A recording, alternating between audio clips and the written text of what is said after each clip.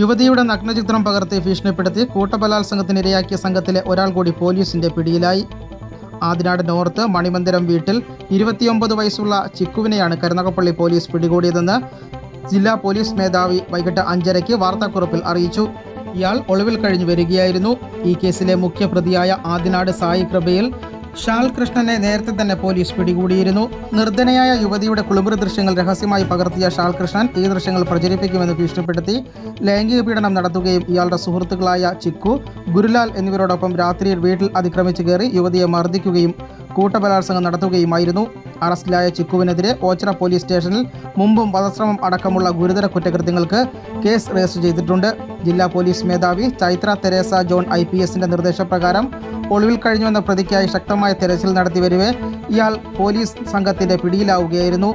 Karunagappally ACP Pradeep കുമാറിന്റെ നേതൃത്വത്തിൽ Karunagappally inspector Biju V, SI മാരായ ഷമീർ, ഷാജിമോൻ, സജികുമാർ, SCPOമാരായ ഹാഷ്യം, രാജീവ് കുമാർ എന്നിവരടങ്ങിയ സംഘമാണ് പ്രതിയെ പിടികൂടിയത്.